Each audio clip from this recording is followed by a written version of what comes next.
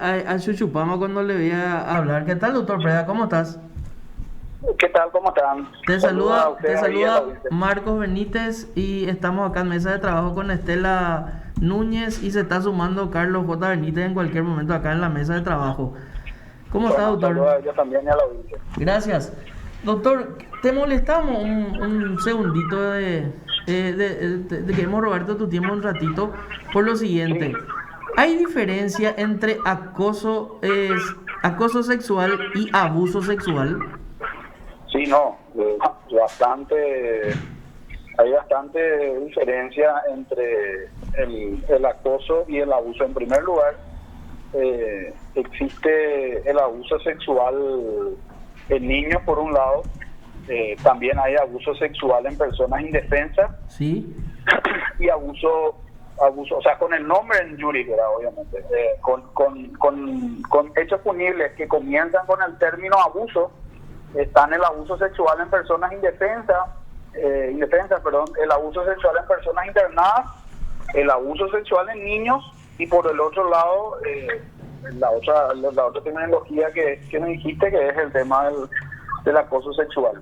El abuso sexual en niños obviamente se determina por cualquier acto sexual que se tenga con un niño, esto es de hasta 13 años, a partir de que cumple 14 años ya no se lo considera niño y entonces ya deja de encuadrarse dentro del hecho punible de abuso sexual en niños y podría encuadrarse eventualmente en otro hecho punible.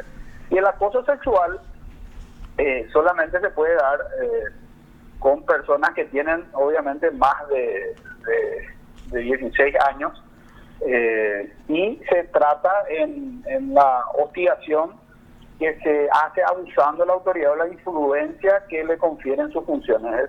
Básicamente tiene que ser una persona que tenga una relación de jerarquía superior con la persona a quien está hostigando y no pasa de eso, ¿verdad? O sea, porque si se utiliza ya la fuerza o la amenaza, eso podría configurar ya una coacción sexual y violación que está regulado en otro artículo y es un hecho punible mucho más grave, ¿verdad? El acoso sexual es un hecho punible que tiene un marco penal hasta 2 años y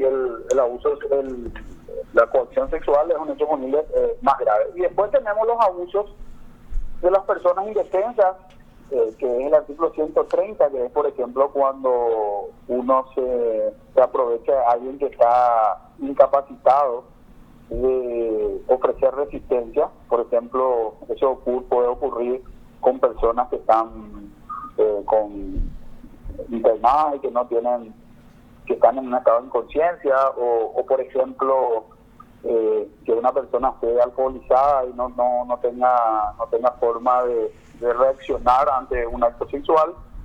Después tenemos también el tema del abuso sexual en personas internadas, que en este caso es cuando una persona accede a tener relaciones sexuales con alguien que está internado, por ejemplo, en una cárcel, en un colegio internado, porque ahí estamos hablando siempre de entre comillas, consentimiento, Marcos, Sí, y sí, los demás que están ahí. Cuando hablamos sí. de abuso sexual en personas internadas, por ejemplo, nos referimos siempre a una situación, entre comillas, digo, de consentimiento, porque si uno utiliza fuerza o amenaza, estamos otra vez ante la coacción sexual y violación.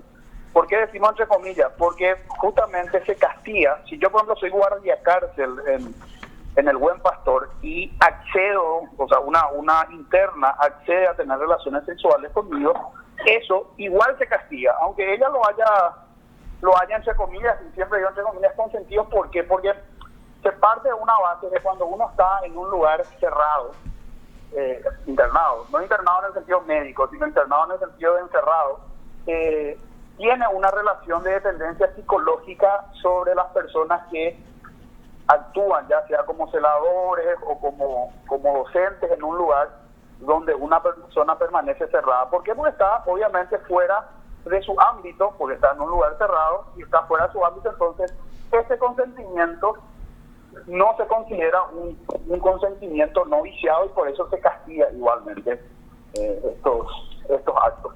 claro que son menos graves que propiamente una coacción, es decir, donde uno utiliza la fuerza o la amenaza para, digamos, ni siquiera convencer, porque en realidad no se le convence a la persona, sino para tener actos sexuales con esa persona.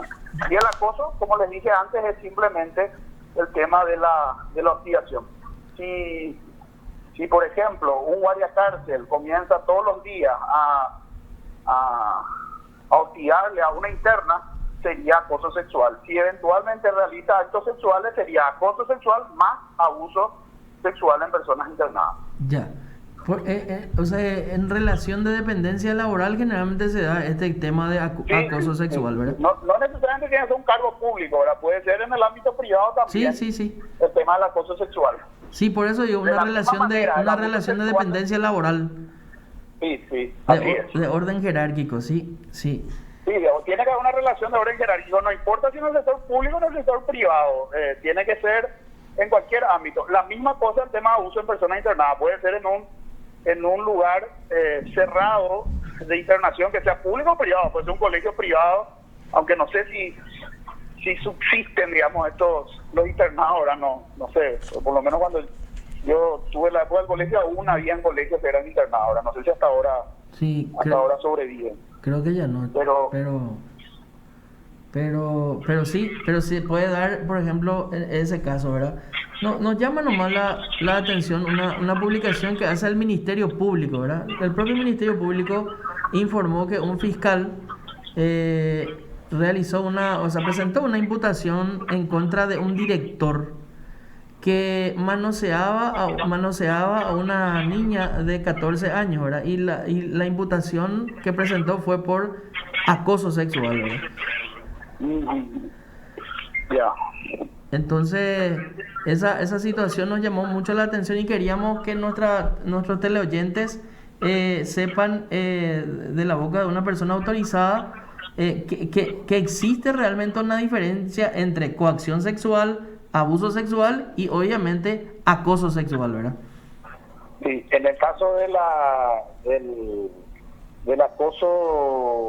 acoso sexual, estimo yo que la joven no tenía seguramente, ya había cumplido 14 años, porque si tuviera 13 años y hay realmente un manoseo, sería abuso sexual en niños. Sí. Pero al cumplir 14, automáticamente deja de poder tipificarse un manoseo en ese tipo penal. Y si eventualmente hay coito, que podría ser también estupro, ¿verdad? Pero desconozco los detalles del caso. Sí, o sea, definitivamente, pero y podría ser también coacción sexual, porque actos sexuales, o sea, manosearle en los genitales, por ejemplo, es un acto sexual, ¿verdad? Pero lo que hay que ver es si hay eso fuerza. lo hizo mediando amenaza con peligro presente para la vida o la integridad física o fuerza. A través de la fuerza. Sí. Conozco los detalles. Por eso. Definitivamente, claro. Nosotros también, justamente por eso estamos queriendo hablar también con el fiscal para que nos dé los detalles, ¿verdad? Por ahí en realidad el fiscal tuvo que recurrir al tipo de acoso porque no hallaba elementos, o sea, de hecho que no se descarta, aclaro, ¿verdad? No es que se descarte el acoso, sin conocer los detalles, sí puede haber acoso en esa, como les dije hace rato, o sea, puede haber acoso con otro hecho punible, pero desconozco los detalles del caso, pero si tiene 14, definitivamente no puede ser abuso sexual en niños, y si no me dio fuerza o amenaza contra la integridad física o contra la vida, tampoco puede ser coacción sexual. Podría ser coacción simple, otro hecho punible, si yo le digo, por ejemplo, y eso puede digamos, configurar lo que se llama un concurso ideal. Si yo le digo a mi secretaria, si no accedes a tener relaciones conmigo, yo te voy a despedir.